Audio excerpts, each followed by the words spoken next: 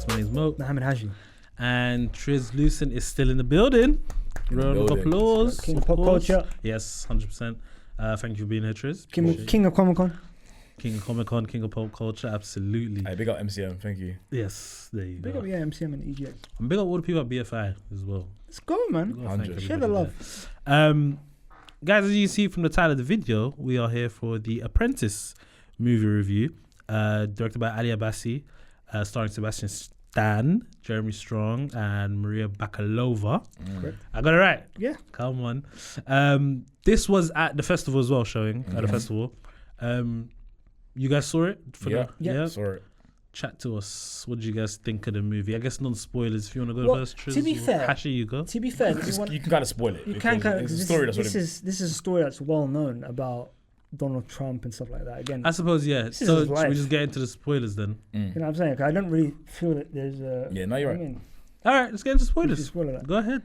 This is a film about, obviously, like, it's not, I wouldn't say it's a cradle to grave biopic. I wouldn't say that. I would say it's more, you get to him when he's about to start his quote unquote rise kind of thing in business, and the kind of higher kind of social scene in New York kind of thing. That's kind of where it starts. A younger version of himself kind of thing. And basically the film starts from him basically being a rent collector, essentially, a glorified rent collector, and slowly him kind of getting into business and being under the wing of his mentor, kind of a very infamous person in New York, a lawyer, you know what I mean, Roy Cohn, and basically him kind of like learning all of the slimy and reprehensible kind of tricks that he uses quite literally to this day. And it's one of those films, for me personally, like the film really couldn't choose between if it was going to be like very kind of like scathing in regards to kind of like what it's saying about Donald Trump, or be kind of sympathetic in some parts to him kind of thing. It kind of goes in between those two things for me personally. Do you feel like it should be, because I haven't seen the movie, these guys have, so I must be asking questions, but do you think that it something like this where it's talking about someone's life has to be one way or the other? Because surely, like, even like the worst kind of person, there might be some sympathetic aspects of their life, right? Do you know what I mean? Yeah. So do you feel like it has to be either sympathetic or scathing? The reason why I say that is because there's a lot of things that are actually true to what Donald Trump actually did, and we're going to kind of get into that in the review. But there was many aspects of him which were kind of sympathetic in the film that did not happen. You know what I'm saying? So I see. You can't kind of make up a sympathetic thing and then make up a bad thing kind of thing. It's got to be kind of balanced in that way. Okay. And Ali Abbasi himself, the director, said this film was just to show a mirror to America of kind of what you produce here. He was saying, I didn't want to be for or against. I was putting up a mirror. But in many aspects of the film, which we're going to go into, he was kind of like tipping his hand one way or on the scale one way or the other kind of thing, in my opinion. In regards to what I think is great about the film, Sebastian Stan and Jeremy Strong as the two lead characters, Donald Trump and Roy Cohn, phenomenal. And the beauty of the film are in the performances, and the fact that instead of doing an impression or doing like a Saturday Night Live kind of like just impersonation of Donald Trump as the kind of like orange face, fat kind of thing, you kind of slowly see him morph in every single way, in regards to the way he talks, in regards to the level of amount of hair he has on his head, in terms of the waistline. He's slowly morphing into what we now know as the disgraced former president of the United States, Donald J. Careful Trump. now. And I mean, sorry, man, I'm just telling the truth. And it's so crazy. A guy named Ali made a movie about Donald Trump. Yeah, it's crazy. I know when he heard that, he must have been like, yeah. And then you have like one of the great actors of our time, Jeremy Strong, really going for it. Yeah. And I'm saying losing a lot of weight to play, and I mean this closeted kind of like character in Roy Cohn, who's a reprehensible human being, who has done horrible things in his own life as well, in real life.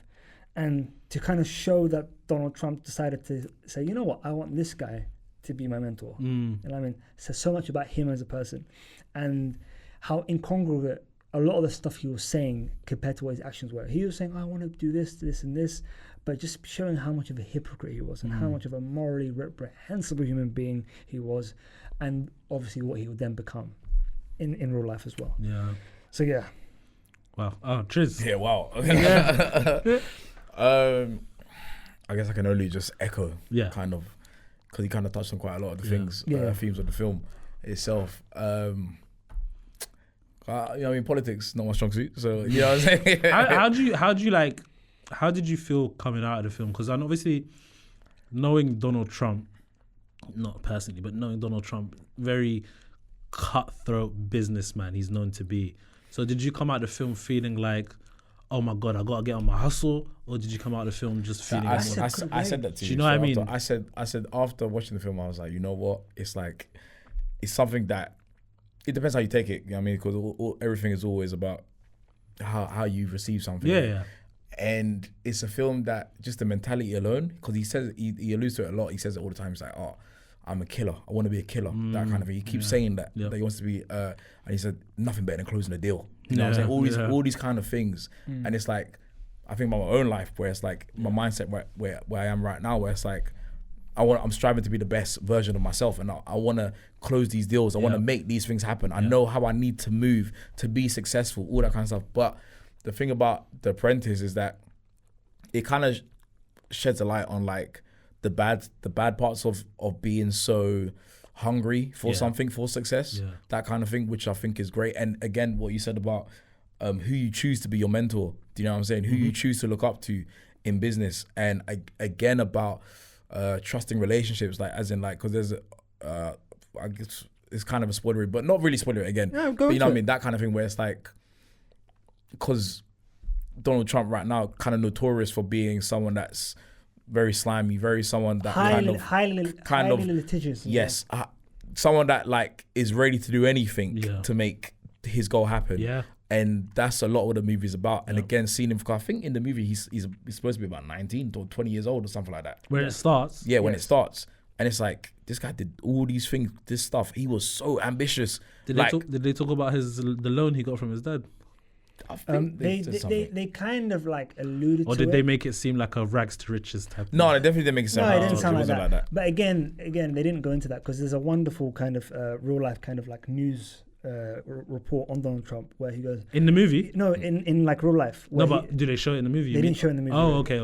Where he says, I've come from humble beginnings. Yeah. My dad gave me a small loan of $2 million.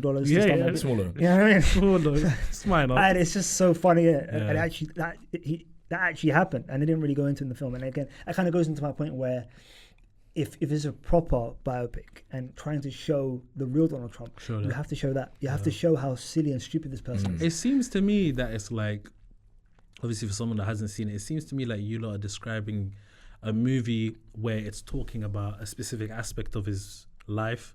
Where it's a period. Like, it's a period. Yeah, but where it's like, it's talking about how he got to be where he is via business, rather than, hey, let's show his role in the Central Park 5. Let's also show his role in not getting the loan from his dad, or let's show the role in these sexual assault allegations. That's why when you say about like that, showing a mirror, that's literally what it is. It's not like, you can tell it's someone that's directed by someone that's very much doesn't want to be, I'm not going to say yes, I'm not saying no, but I'm going to show you something. But it's like showing up half the mirror, not fully. Do you know what I mean? And that's my problem with the film. Right. And you brought up a great point, because this film isn't, like I was saying before, isn't a cradle to grave film. It's more a film of vignettes. Just showing a small kind of a short kind of clip of a certain period of time. Because again, the film does something on a technical level where it changes the film stock between times. So like part of the film, the start of the film is shot in film. Then it does in the 80s when Reagan is president, it's kind of weird videotapey kind of thing, and then it changes the camera stock again in the 90s. That's pretty creative. It's creative, but then it doesn't work because it kind of takes you out, because it looks like the whole scenes are washed out and stuff like that. You know what I'm saying? That's what I got from it. Interesting. Kind of thing. But there are incredible shots in the film. Like in the opening of the film, when you see him at this kind of like very, very kind of exclusive kind of like social club. Yeah. And he's with this girl and he's saying, oh, this person is that mogul, that's the head of this kind of thing. Very, very important people. I'm so happy to be part of this club. And I think that shot was awesome, by the way. There's an awesome shot with... This is what I'm going to get into. Where it kind of slowly zooms into Roy Cohn in the very back of the kind of room. In the room, in the corner. It's in a creek. Like, I don't know if it's like a crack or he's seen him through like an open through the whole room. Yeah, through the whole like this huge kind of ballroom, and you just see it, and you just see Roy Cohn, these eyes, these beady eyes, and Jeremy Strong looking at him, and then whispering to one of his lackeys, "Go get him," kind of thing. And then Donald Trump just sitting there like unassuming little 19-year-old, 20-year-old kid. And the guy goes, Roy Cohn come see you. He goes, I'm with a girl. He goes, that's Roy Cohn. You know what I'm saying? When Roy Cohn says, to come to his table, you come to his table. You know what I'm saying? Right. And it was a great way to start the film, wasn't it? Very good. I mean, like I said, it's one of those things that is like someone could watch it, go down a dark path. Yeah. Or someone could watch it. Honestly. Yes. Honestly. Or some like, because it's, I don't want to even use that word, inspirational. But again, it's one of those films where it's like, people can find inspiration. You can watch it and be like, it kind of puts your mind in a place where it's like, if you want to be successful in something, it's like you need to have a correct mindset and a correct way to approach things. Obviously, I'm not saying his way was right, that kind of thing, of course not. But it's definitely something that kind of spoke to me, man. This is such a good point that Triz brings up, because in the wrong eyes, this could be read so differently. I mean, I'm reading it one way. Someone could be reading it like, yo, this guy, he's the guy, man. This could be a future president one day, you know what I mean? And I think he had an interview where the woman says to him, you could be a future president one day. And then he goes, oh, yeah. And then when the cameras are turned off, he goes, no, I was just being facetious. So I'll never actually do that kind of thing. And people were kind of giggling kind of thing. But like, it's kind of sad when you think about it and all this unfortunate stuff that, that clown did. And for me, like, this film being read wrong, the kind of like parallels is Wall Street. People watched Wall Street, back in the day. Michael Douglas one. The Michael Douglas film said, I want to be him. Yeah. I want to wear a Rolex Datejust, all gold Rolex Datejust. I want to have these great suits. Yeah. I want to have a phone in my car. Yeah. All this kind of stuff. People are going like, that's the man right there. Yeah. And this guy's talking about how greed is good. And doing these reprehensible things. And being rich is the only way to be happy in your life. But don't forget about that scene. Don't forget about that scene where he's trying on a suit actually, and he's like, "Oh, what's the price?" He's like, "Oh, it's $1,000 or something like that." Yeah. And then Donald Trump was like, "Oh, no." And then Roy Cohn's like, "What? You want to be going to this place? You're about to have this meeting? That's a suit you have to wear." Yeah. Do you want to be Fifth Avenue? You know what I mean, Donald, or Queens Donald? You know what I mean? Or Donald from Queens. Yeah. So definitely, it's all about perspective when you watch it. Yeah. But watching it. It is a good movie. I think it's shot very well. I think the acting is incredible. I can imagine people will have different views. Like if this was just a drama that wasn't based on a real person, you'd probably come out of the movie thinking, "Rah, hustle, hustle." Because we know, not everybody hates him, but because we know what kind of a person he is, and we all have our opinions of him. I think the great thing is that we watched that, and then shortly after we watched Piece by Piece. Right. So I was going to bring that out, yeah. It's a different perspective of hustle, isn't it? Yes. Yeah. Very different. Very different. Yeah. So much more positive and inclusive. Yeah. And something where someone is trying to be successful, not just for himself, but for his community, for his family, and for the love of people they cares about. But we also don't think about Pharrell in a negative light. Now, say we saw a movie about, I don't know, a disgraced someone, R. Kelly, for example. No, but honestly, talking about how he rose to the top, but then in the back of our mind, we know all of these heinous things that he's done. That's a good point. How would we, do you know what I mean? That's a good point. Like if we thought these crazy things about Pharrell, we might look at this movie like, yeah, he got there, but bro, he's kind of a piece of whatever. Yeah. Do you know what I mean? So I don't know. It's really interesting. That's a good point. Really interesting. I think it's definitely a film that needs to be watched. The Apprentice. I think Yeah. But the acting alone. Yeah. And this is the beauty of the film. That what is the biggest positive, and what for me sustains this film, and the reason why we wanted to talk about it, and we're so passionate about it, because I think initially when we came out, Triz asked me, "What do you think?" I said, 2.5-star film.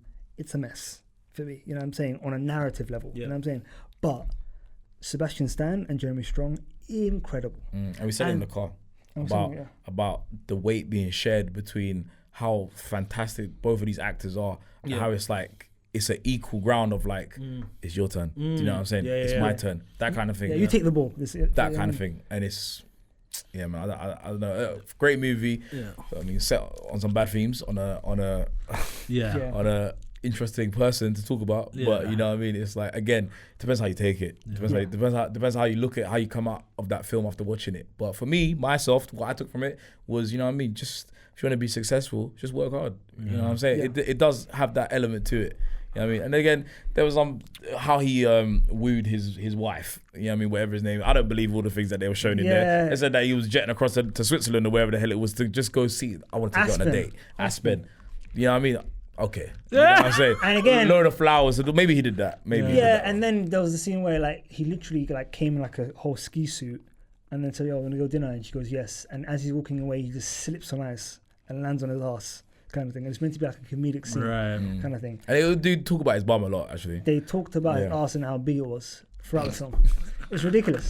It really was. But for me, also, I think the negatives of the film were also the fact that whenever Jeremy Strong and Sebastian Stan weren't on screen together, the film kind of goes down.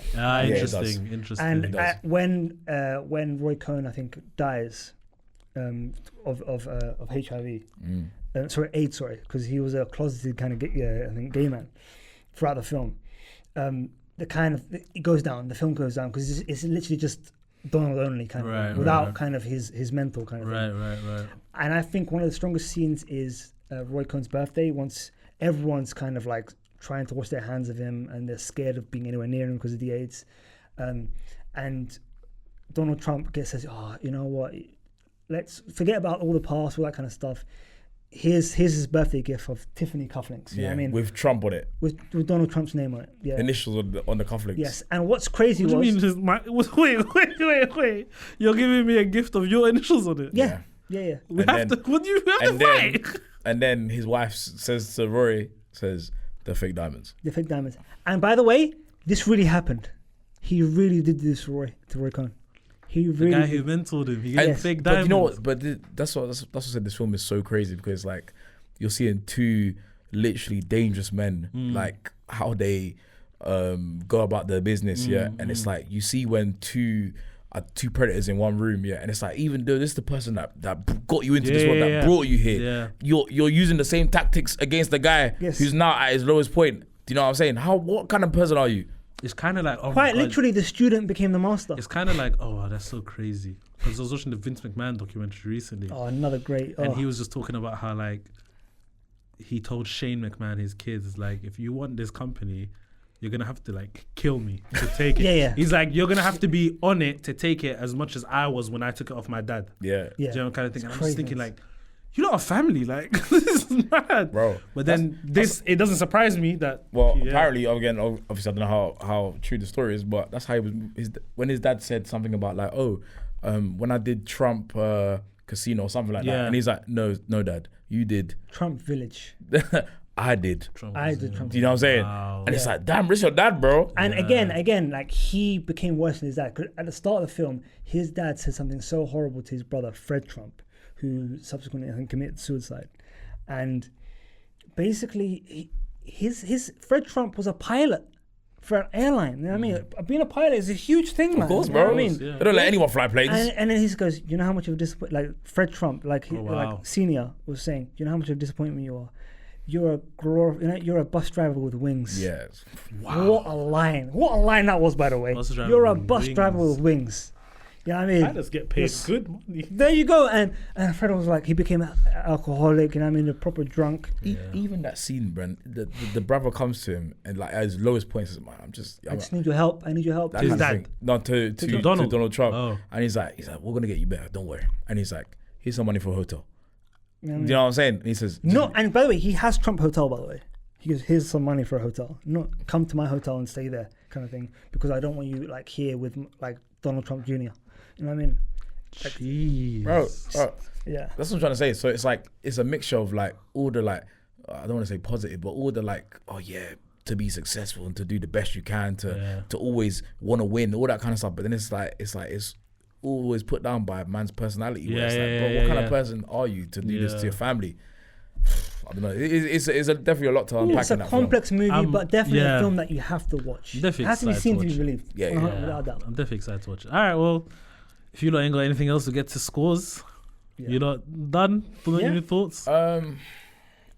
It's so weird because I think it's a okay film. I think it's actually a good film, actually. But just because of what it's talking about, that's what makes the score lower for me, which I don't think is fair for me to do that to the movie. But I'm gonna say 6.5 out of 10. Okay. I would say because on a narrative level, what the film is trying to say, theme stuff like that, it's kind of a bit incongruent and kind of a bit imbalanced at times. And what kind of lifts it up is Sebastian Stan and Jeremy Strong and how powerful those performances were. I think Jeremy Strong may even be nominated for a Best Supporting Actor. I could easily see that happen. Yeah. Didn't Donald Trump not want this film to come out? He apparently hates it. He the hates fact it, that it's out there. Yeah. He's out there. Not surprised. You know what I mean? Yeah. And didn't even show the worst parts of it. It's crazy. And with that being said, it's a 6 out of 10. Yeah, I'm gonna do that 6 out of 10. Okay. By the way, the 2.5 that he was talking about earlier when you rated, that's like letterbox scores. Letterbox score. So that would be out of 5. This is 6 out of 10. STC rate. Yeah. Okay. Well, that was the review for The Apprentice. Triz, Hashi, thank you so much. Guys, go and watch the film. I need to go and watch the film too, and then come back and talk to you guys about it because it does sound actually very, very, very interesting. If you've seen the film, let us know what you thought in the comments. Like, comment, subscribe, hit the bell so you know when the videos are coming out. And remember, TRIZLUCENT, his socials are down in the description below, so please go and check out his pages. He's got amazing content, always releasing every single day. So yeah, go check him out. And we'll see you guys for more reviews. Peace.